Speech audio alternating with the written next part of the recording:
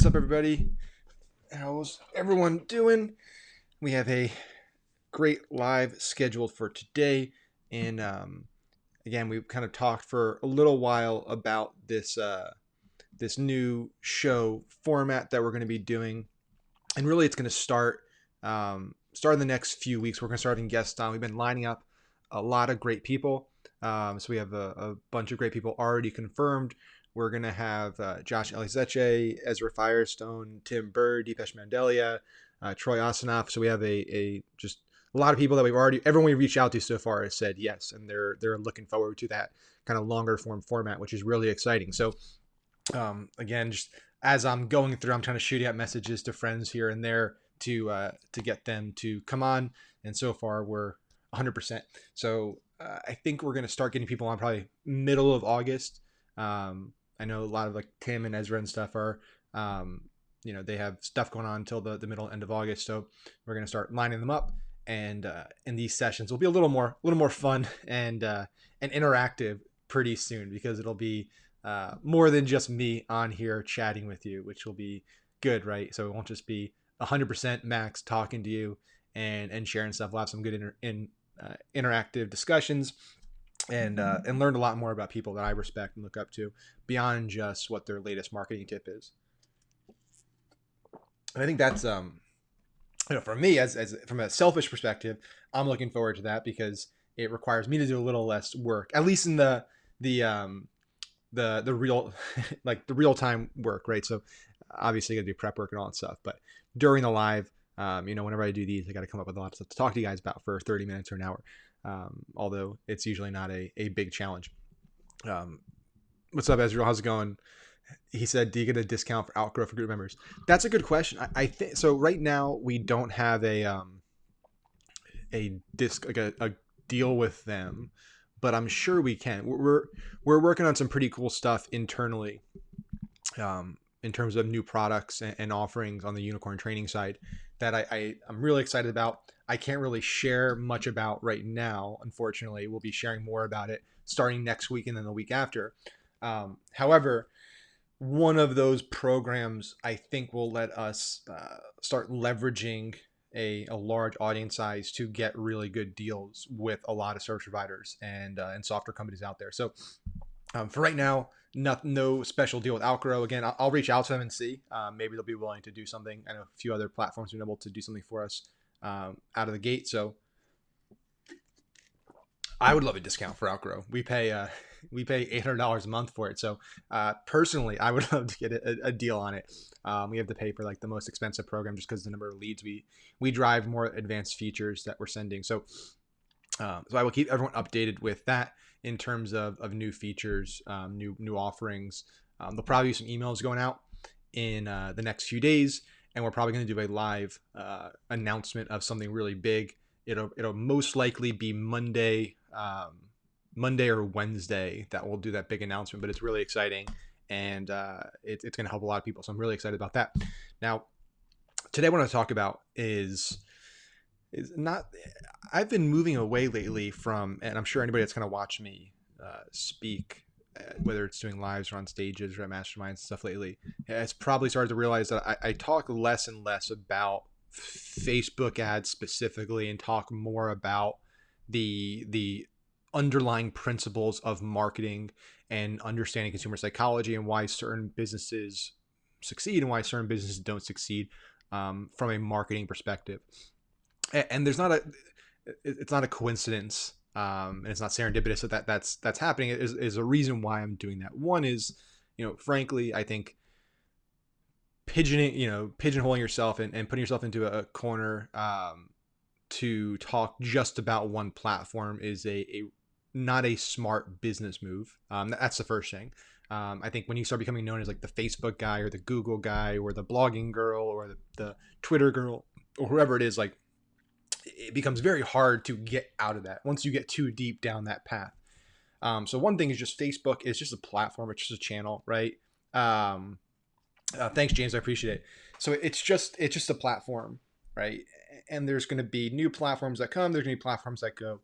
And when I talk about like diversification from a business perspective, from a marketing perspective, to not just be on Facebook and be on other platforms, and from a sales perspective, not just be on Amazon and be on other platforms. It should also hold true for teaching and coaching and training, right? You shouldn't be just locked to one platform. And I really believe that the way platforms are evolving right now, the way technology is evolving, and the kind of big mega trends that are happening from an AI machine learning perspective, the the mastery of these platforms is less important today and tomorrow and next year than it was before, right? So what do I mean by that? Well, I personally believe that 5 years ago, 10 years ago, even a few years ago, if you really understood the nuances and the ins and outs of how the algorithms worked, from Google SEO ranking or Facebook's algorithm, whatever, and you could manipulate the bad word, but you could basically find those holes in there and exploit them for positive. And again, exploit's a bad word too, but think of a positive word for exploit, right? I'm not saying people who are doing this were bad. I'm saying this is just the way it was. You could make a lot of money regardless of whether you were selling something good, right? So you could just master the platform, master the auction, master bidding, master all these things, and you didn't have to have a good product or a good landing page or a good service or any of that follow up. You could just arbitrage and make a lot of money, right? Now what I see is, at least from a Facebook and Google perspective, they're taking a lot of those like very nitty gritty, detail oriented, kind of task focused processes out of the hands of advertisers, and they're trying to do a lot more of it themselves. So basically what the platforms are saying is, hey, just give us a lot of data and focus on the experience, right? So send us enough data so we can really optimize and deliver to the right person at the right time. And you focus on your landing page, you focus on your copy, you focus on your offer, you focus on the customer experience, you focus on your branding and your follow-up and all those things. And if you do those things right and you send us enough data, you'll do well. Now, if you don't do those things, if you don't deliver enough data, and you have a terrible landing page, and you have a terrible follow-up experience, and you have a terrible product, and you have terrible packaging, you're not going to make money. And this is what's so frustrating. It may sometimes I and this is going to sound bad, but sometimes I just want to just break something and scream, because I see the same. And this is not a jab or a dig at anybody that asks me questions or anything like that, because obviously this is what I do for a living and I love it. But when you start to see the same questions over and over again, week after week, month after month, year after year, and you give the same answer, it does get frustrating, because I don't know what it is. I don't know if there's other people out there, and I do a lot of research. I follow a lot of people, so I try to consume a lot of content. I read a lot of news. I consume a lot of media. But I don't know what it is, and I'd be curious for everyone that's watching to provide this feedback and share with me your thoughts on why this is.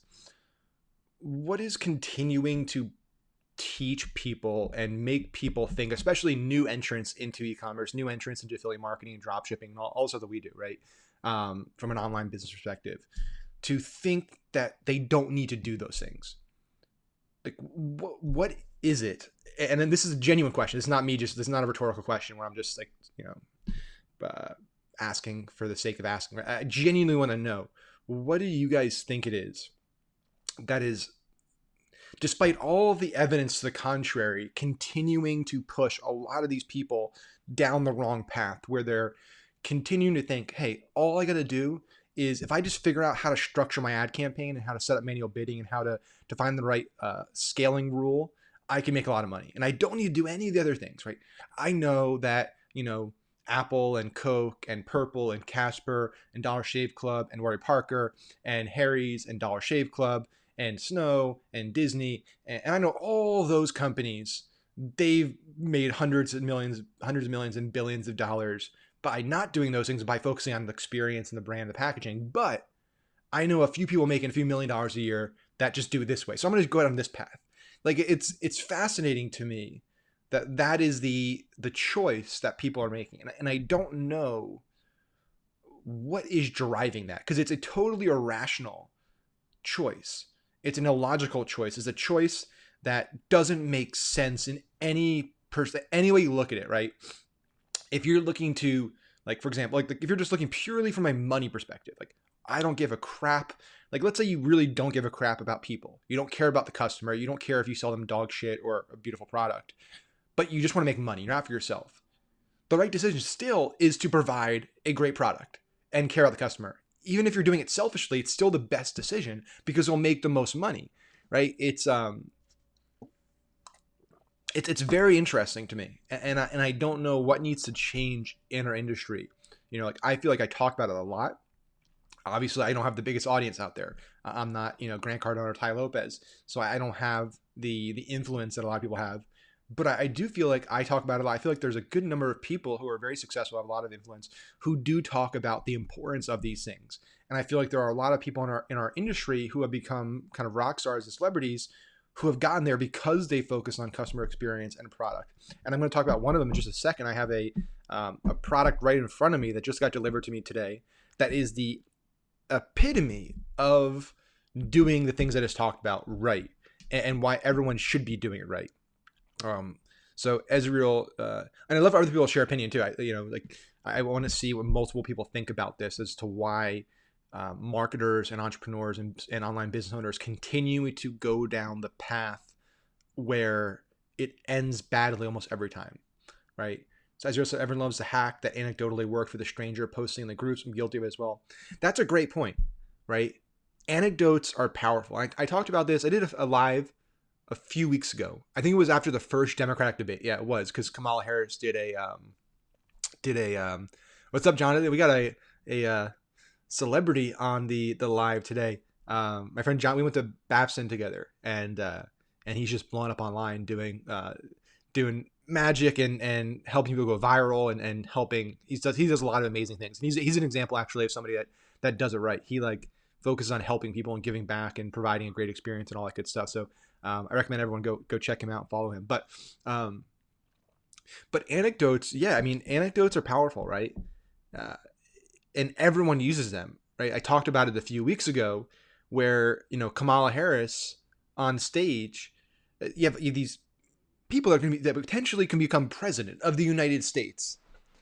And instead of sharing facts and data, because nobody cares about facts and data. That is what's kind of terrifying about the world we live in, is that we live in a world where the majority of people, almost everybody, and I'm guilty of this too, make decisions. They already have their kind of mind made up, and they look for even the slightest bit of support from somebody credible to support their position, and just to continue to reinforce that.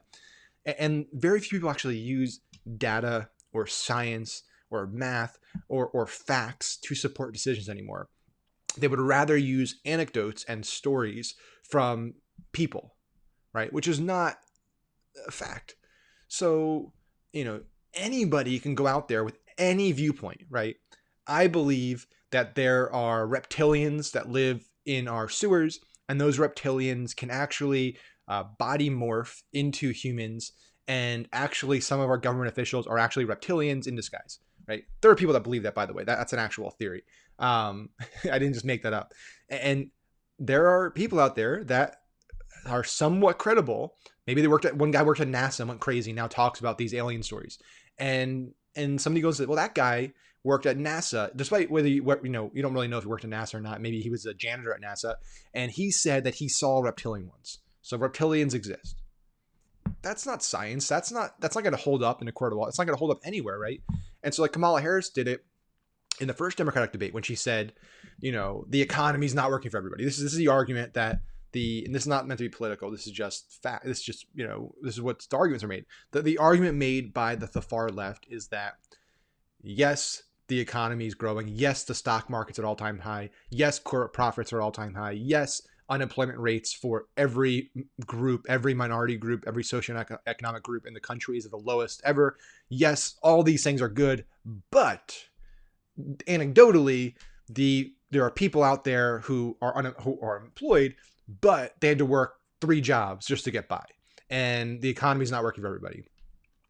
And then, somebody like Kamala Harris gives an example of, I talked to Sue in Newark, and Sue told me that she's working 3 jobs just to bring home enough money to pay the bills, right?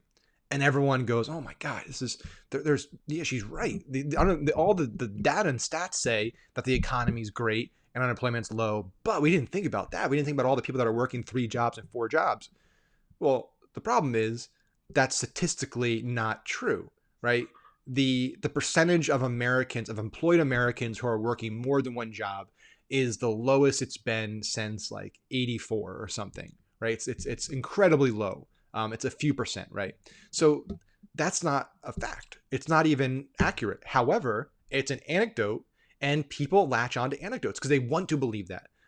People want to believe what they already believe. They want to be reinforced. And that's the danger of hyper polarized politics, is that people on the right and left already have their minds made up. They already, you know, believe what they believe, right?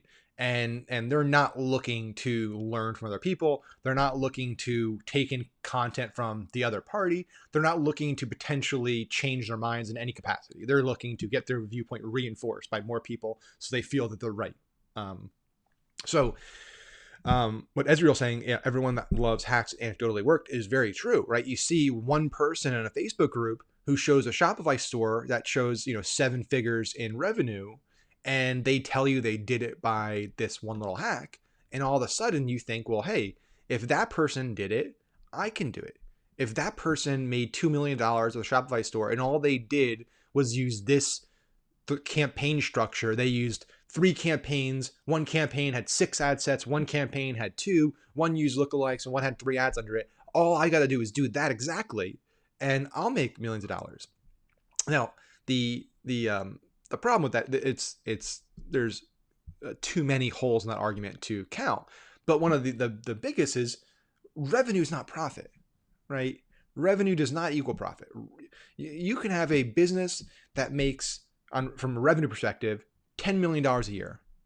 But if it costs you $11 million to sell $10 million, guess what? You're out of pocket $1 million. You're probably bankrupt, right? Nobody talks about that. Nobody shares the metrics beyond what they show in Stripe or Shopify. And that is very dangerous. It's a very, very slippery slope, because everybody now makes their decisions from an educational perspective, from a decision of like what to do strategy wise on website purchase conversion value, on Shopify numbers. There's not a single person out there I know of that really shares net profit in their screenshots and everything. And again, that's fine. You don't have, nobody's expecting people to be 100% transparent and share their bank records and stuff. Nobody needs to do that. It's not required. However, you also need to be transparent about it and say, hey, this is revenue, right? What I'm sharing with you, these are my sales numbers. This is how much revenue I collected, but my product I sell costs money to make, and it costs money to ship, and it costs money to advertise. And I have people that I employ, and all of that factors into how much net I make after all said and done. So that's one thing, is people look for that. And the anecdotes too, it's like, it's the whole, drop out of college argument, right? I see this all the time. And I'm sure, who here has heard this argument? Well, I think I'm going to drop out of college or not go to college because, Mark Zuckerberg, he dropped out of college, and Mark Zuckerberg's worth $30 billion. I don't know how much maybe it's probably worth more than that, but Mark Zuckerberg's worth tens of billions of dollars. And guess what? Mark Zuckerberg didn't go to college. He dropped out of Harvard. So therefore, if you drop out of college, you become a multi-billionaire. That's the correlation they're trying to make in that argument, right? And that's an incredibly flawed argument, right? Because what it doesn't take into account is the tens of thousands of other people who over the years have dropped out of college and are now living on their parents' basement, right? Which is the truth. There is a lot of people, especially in our generation, that are living at home with their parents. Seriously, there is a record number of millennials, and then just from a generational perspective, and this is impacting the entire economy, right? So, and I'll get to what I'm holding right here. I have a little box on here I'm going to show with you guys in a second, so hold on for that. But it's a ripple effect in our economy that's going to impact it for decades, since the subprime mortgage crisis in 2008, 2009, when Wall Street got really greedy, the banks got really greedy, people got really greedy and bought more home they could afford, took out mortgages on homes they were making people making $40,000 a year that were buying their second home that was worth $1 million. Everyone got greedy and everyone got burned, right? The banks got bailed out, but they needed to for necessity, or else the whole world would pretty much implode and everyone would lose. But what happened is the banks then tightened their standards that we can't let this happen again. And so we're going to raise the, down payment requirements. We're not going to do, no down payment loans anymore. We're going to increase all of the requirements. Now, what happened at the same time is our generation coming out of college, there was nobody was hiring, right? So we came out of college in the worst time possible. And then since then, median incomes have increased slower than median home prices. So home prices have increased faster than wages.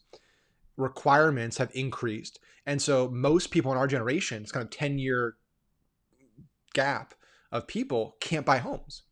So you can't buy homes. Rents have gone up astronomically, and so they live at home, right? And so now you have a big generation of people that are living at home.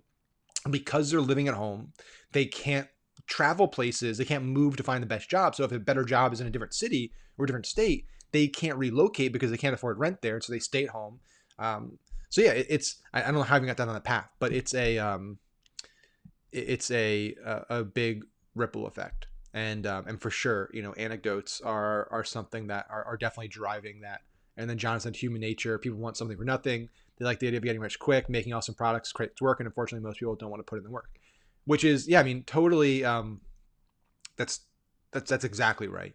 And I won't call it names or blame people, but there is a lot of people online who present what we do for a living, being a digital marketer, direct response marketer, online business owner, as this quick ticket.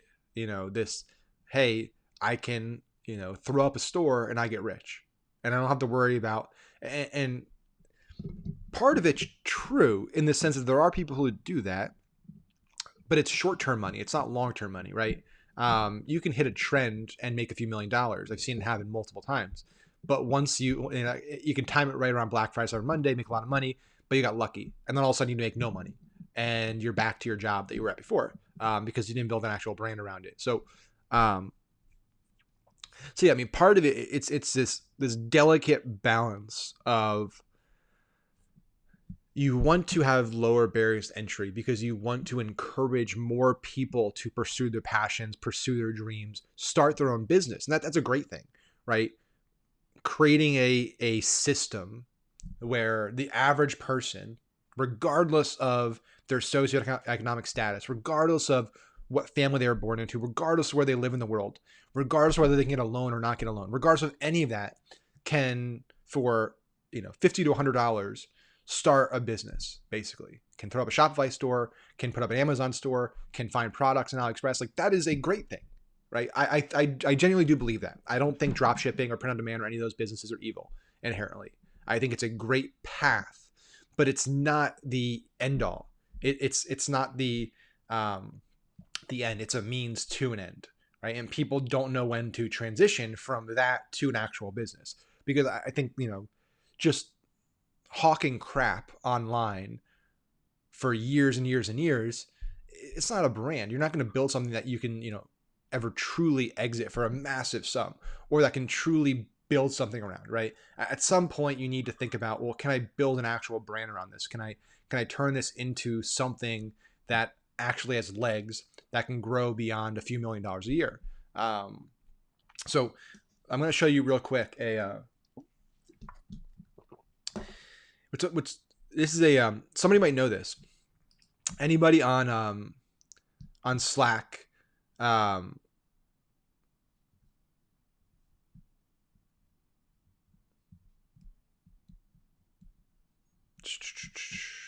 one sec. So yeah, I'm sorry, we got a Slack message from somebody on my team, Christopher. So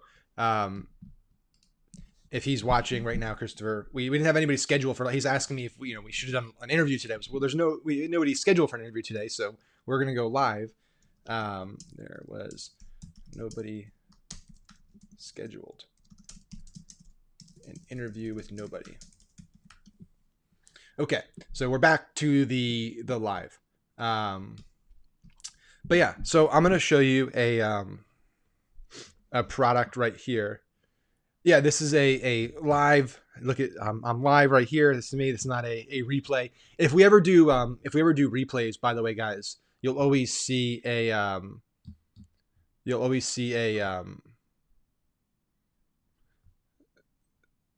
okay. So so somebody they put this. By the way, I'm sorry. They put a somebody. I was supposed to interview somebody today. Apparently, I don't know, and nobody put on my calendar, and it wasn't shared anywhere. So it was not. You gotta love chaos, right? This is the part that I love and I hate about running a small business, or kind of like more of a startup, is that there's chaos. I love chaos, but it's also sometimes very frustrating. Triple checked.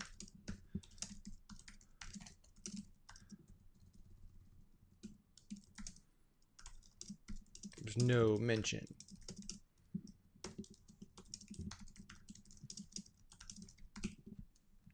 Okay. So if Daryl's watching, I apologize, man. I did not know that we had a live schedule today. I don't control any. By the way, like this is a positive and a negative. It's kind of a blessing and a curse. I don't do anything with my schedule anymore. Like I literally, you are. I don't do anything on my schedule. Like I have zero control over it. I just show up places, right? So something gets put on my calendar, and whether it's a call or a meeting or a talk or something, and that's where I go. I look at my calendar the day before, say, okay, this is where I got to do, this is where I got to go, right? And I show up there. So if something's not on my schedule or not on my calendar, it doesn't happen, and that's just unfortunately the blessing and the curse of doing that, kind of letting your oh god. So and then the best part about this is like people know that I'm doing a live right now, and they know I'm talking to dozens of people, and they still I'm getting Slack messages and stuff, and that's the other thing. It's on my calendar. I'm live. I'm talking, and I'm bombarded with Slack messages on something that was not my mistake. So that's always fun. So we're gonna clear this up.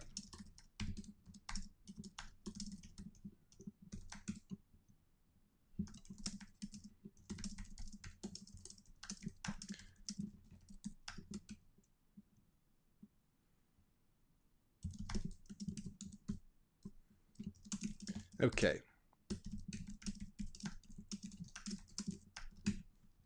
All right. So we can shut that off, and move forward with this. So, the topic of today was talking about branding, right? So the first kind of part of this, despite the rants and tangents on other things, was about the power of branding and the customer experience, what happens after the fact.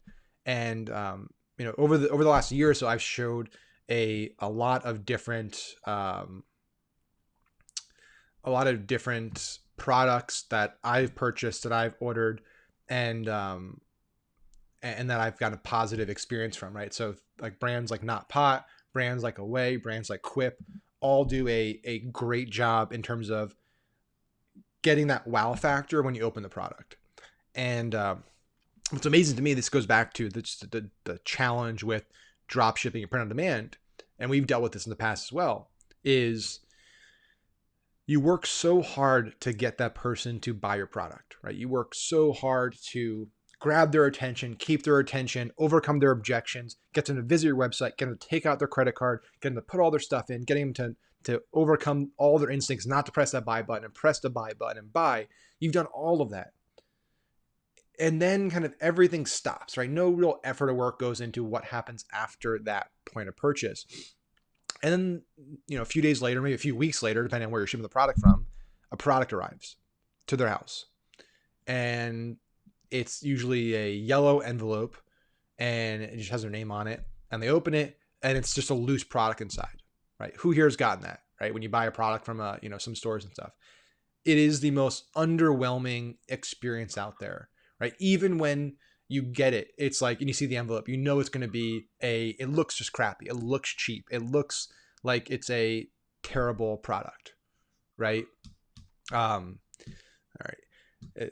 The other thing with Slack is it does not, even with Do Not Disturb on my computer, it still makes that stupid like sound. So that's another. I don't know if it's a Mac problem or a Slack problem that when Do Not Disturb's on, I'm still getting that stupid noise constantly, which is just nonstop. I'm gonna have to shut it down probably. And that's the last thing you want, right? The last thing you want is to have a terrible unboxing. To after all of that hard work, when that person finally gets your product to their door and opens it, to be underwhelmed. And that, if they're underwhelmed, the chances of them buying again, the chances of them giving you a positive review, the chances of them becoming a loyal customer, the chances of them talking about your product are next to none, right? And you can't build a large company off of first-time buyers. It just doesn't happen, right? I've talked about this in the past. There's no big company out there. There's no public company out there, no multi-billion-dollar company out there, no even like 8 or 9-figure company out there that was built solely on first-time buyers. Doesn't exist, right? Coca-Cola doesn't just have people that try Coke once and like, ooh, this sucks. It doesn't work, right? Apple doesn't work with just people buy one iPhone, one Apple product and never buy it again, right? No. They're built on customers that buy the product again and again and again and again. And we talked about with Starbucks. Starbucks customer lifetime value is over $14,000, right? So over multiple decades, the average Starbucks customer spends over $14,000 on Starbucks coffee, right? That's incredible. They wouldn't do that if when they went to Starbucks, it was a dirty shithole and there was rude baristas and it was expensive. And when they got their coffee, it came in this terrible looking gross cup. And when they drank it, it tasted bitter and awful. And then the barista said, hey, too bad you didn't like it. Get out of here, right? Nobody would ever go back to that coffee shop, right? It would be a terrible, terrible experience. So today I got in the mail from my buddy Josh at Snow. I got a one of his wireless, his new kind of top of the line product, his wireless teeth whitener. So their wireless kit right here. And so you get it, right? And it comes in, I'll put it back in the actual original packaging that it came in. Let's see if we can go down here. Okay. We'll do an advertisement for Snow teeth whitening, but they actually deserve it, right? So this is something I think everyone can learn something from. So first of all, it comes in the box. It comes in. It has custom branded Snow packing paper, right? So even just the paper they use in the box is branded. It's high end. It looks professional, right? So right from opening the box, it's a branded experience. You can tell that they care about it, right? Because most companies would just throw cheap stuff in there. They wouldn't even throw paper in there, but they actually care. The details mean a lot, right? When businesses have an attention to detail, that means to me that they have an attention to product quality and their product's going to be higher quality, right? So we have this right here, right? So beautiful packaging, high-end material, nice chrome foil on the side of it, demo of the product. They feature celebrities and regular customers, which is pretty cool, right? So on here, it says, real people, real results. It's got Rob Gronkowski, which is one of their, top kind of celebrity ambassadors. I believe he's a part owner of the company too. Josh can correct me if I'm wrong on that. And then Patricia A., who's a real customer. So they're not just featuring celebrities, not just featuring real customers. They're actually showcasing, hey, celebrities use this and everyday people use this product, right? So then you open it. Okay, we'll pull this off, put it over here. And then the box under it gives you this kind of Apple-esque packaging, right? And this is something that's important, right? It's who do you want to be as a brand, right? What is your brand identity? What type of customer do you want to get?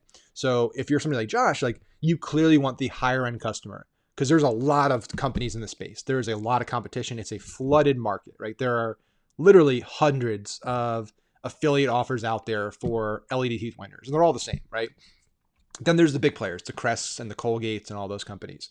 So somebody like Josh makes a smart decision and says, hey, we're not going to fight for the masses. Well, we eventually will, but we're going to start by going really high end. We're going to go premium. We're going to get the big celebrities. We're going to get the big influencers.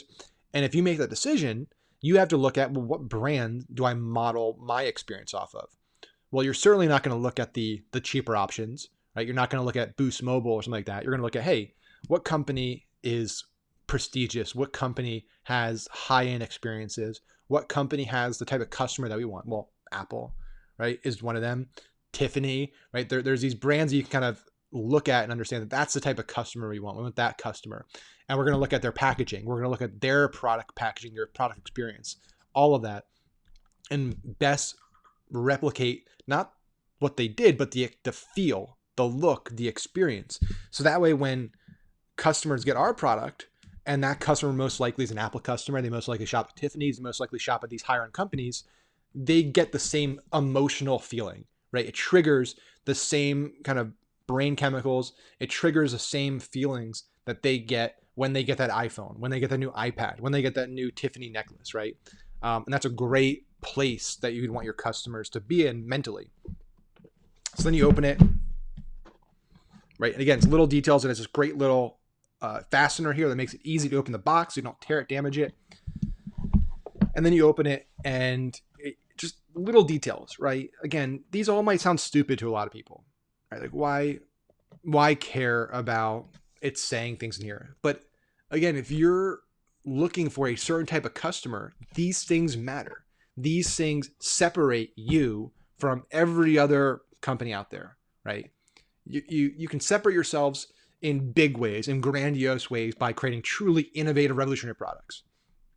But if you want to enter markets that already exist, markets that are somewhat saturated, you can't truly differentiate that way, at least in as big or impactful a way. You need to differentiate by doing lots of little things differently.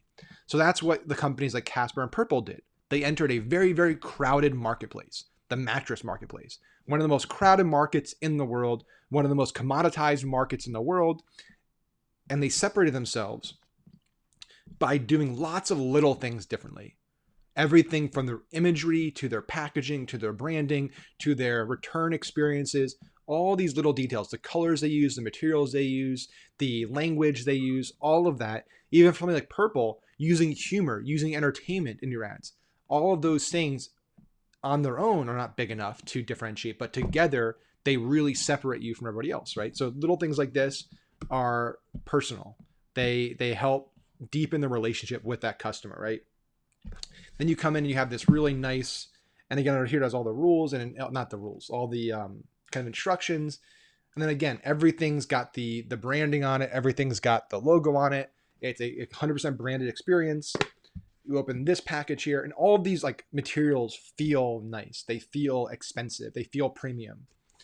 And then you kind of open this, and then you have the actual unit in here with the whitener. I'm going to close that. And then again, this branded, this spins out, and you have these kind of beautiful little serums in here. And again, every one of these elements, it would be easy to cheap out on. It would be easy to, okay, these are just the little, things that go on your teeth. These are little fillers. Let's just use cheap plastic. Let's just use, regular plastic here. No, we're going to go and we're going to put premium gold in here. That just looks really, really high end. And this will be our maximum strength, right? All of these things are thought through. They're all important. This closes. Then you have up here, this is where the little mouth guard is, the little thing that goes in the LED glow,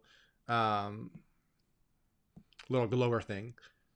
And again, this has like a little snowflake on the side of it. It has their branding on the front of it. It's all really well thought out and designed.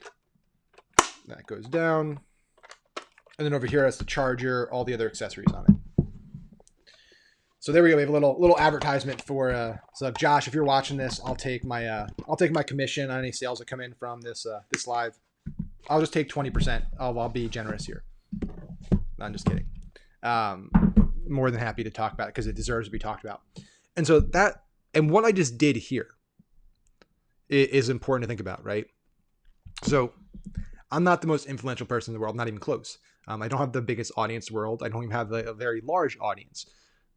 But I took 15 minutes out of a live stream I'm doing to basically do an advertisement for this product, despite the fact that I have no incentive financially to do it, right? I'm not an affiliate for them. I'm friends with Josh, but Like, I have no financial or tangible incentive to promote this product at all, right? I'm doing it because it's worthy of talking about, right? When I got this, I was like, I want to share this because this is an example of what other people should be doing. And so, you know, again, not that Josh needs my endorsement or my help. They have Floyd Mayweather and Chris Pratt and Rob Gronkowski and all these big people, but they just got free exposure, right? A few hundred, maybe like 1,000, 2,000 people will see this video, and in it they'll see 15 minutes of me talking about snow, and maybe a handful of them will decide, hey, I want to try that, I want to buy it. That is marketing at its finest. Like, that is what great branding can do for your business. That's what great packaging, what a great customer experience can do for your business. And again, I know a lot of people find it hard to put a dollar amount. Right? A lot of people, why they don't do this stuff is because they think it doesn't bring in money. Right? They look at it as an expense, not an investment. It's, hey, I don't want to do that because that costs me money. Right? I got to spend money on custom packaging. I got to hold inventory. I got to do all of these things, and it costs me a lot of money today. Right? I don't want to spend that money. I just want to make as much money. I want to have as high margin as possible. But they're not thinking about the additional revenue and profit generated as a direct result of that investment, right? I can guarantee you that their investment in this packaging, in the experience, and Josh, I'm sure when I do an interview with him, be able to share more exact numbers. But I would have to imagine that it has brought in at least 6 figures in additional profit as a direct result of just people talking about it and sharing about it organically because of the packaging and because of the branding. At a minimum, I would imagine, right? They just did $1 million the other day in one day. So that's something I hope everyone can take away, the importance of focusing on quality, on the customer experience, on the actual brand, and positioning in the right place in the market. All right. Does anybody have any questions about that? I know I just kind of went on a little snow rant there, but would love to answer any questions about packaging, or not packaging, but kind of branding, the positioning, the customer experience, and kind of the power of doing that, how to best do that. Anything in that regards. And if you're watching the replay, feel free to drop a comment. If you do have questions after watching this, you didn't get answered, tagging me in it so I get notified. I can come back and answer that, and we'll all be good. What's up, Brian? What's up, Martin? How's it going, everybody? I got my wife on here too. Hey, babe. Awesome. So like I said, probably starting next week. Again, it should have been today, but nobody put it on my calendar. Nobody told me who I was interviewing today. And you'd think that would be something that would be important, is to let the person who's doing the interview know that you're interviewing this person tomorrow, and this is the all the details about it. This is who the person is, all that stuff. Didn't happen. So I'm guessing that next week we will actually have this figured out, and there will actually be an interview. So it won't just be me. We'll have a guest on here to have a long form chat. We'll take a deep dive.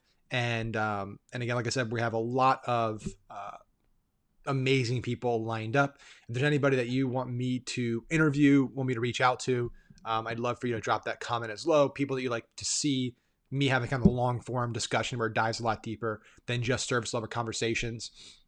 Let me know who those people would be. And I'm sure we either know them directly or know somebody well that knows them well and can get them on here. So would love to hear that feedback from you guys, who you want. And like I said, we'll do our best to make that a reality. Until then, I hope everyone has a great rest of the week, and I will see everyone on our next live next week. Actually, sorry, there is a question. So something very irrelevant, but wanted to ask. Great stuff out there, receiving so much value. Then the SMA course. So I'm trying to run Facebook ads for my local business, restaurant, but can't seem to think of good Facebook strategy for my client. Should I apply the same strategy you taught for the drop shipping? If you could please help me, I'd appreciate it.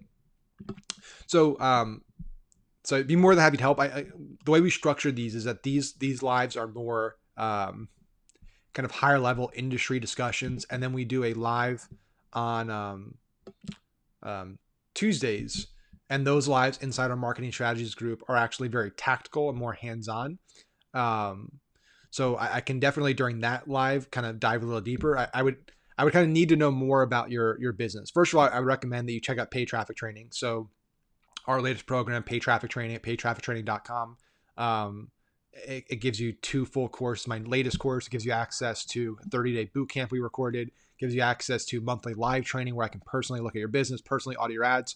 So I recommend grabbing that program. I'd imagine that you'll, just by getting the program, by diving in, you'll get a lot of strategies for that local business client. We talk about a lot of interactive content, top of funnel strategies, ways to grab attention, pattern interrupt, capture attention, drive traffic, either if it's online or in person. A lot of creative monetization strategies, gamification, things like that. So it's not, a lot of stuff we talk about is not just for drop shipping or print on demand or e-commerce. Actually, a lot of it's for broader businesses, right? So people that are doing info products, people that are running agencies, people that are running brick and mortar traffic, doing lead gen. There are a lot of strategies that apply to all of those different niches and businesses. So that would be my first stop, is to check that program out. And then, like I said, through there, you can ask questions specifically about your business. So in order to do that, though, I would want to know more about it, right? So, what's your budget? What are you doing to date? What's your website? So I can look and dive into your target audience and all that good stuff. So that would be my recommendation. This comes in next steps, and we can help from there. Awesome. Well, I hope everyone has a great rest of the week, and I will see everyone on our Tuesday live. Thanks, guys.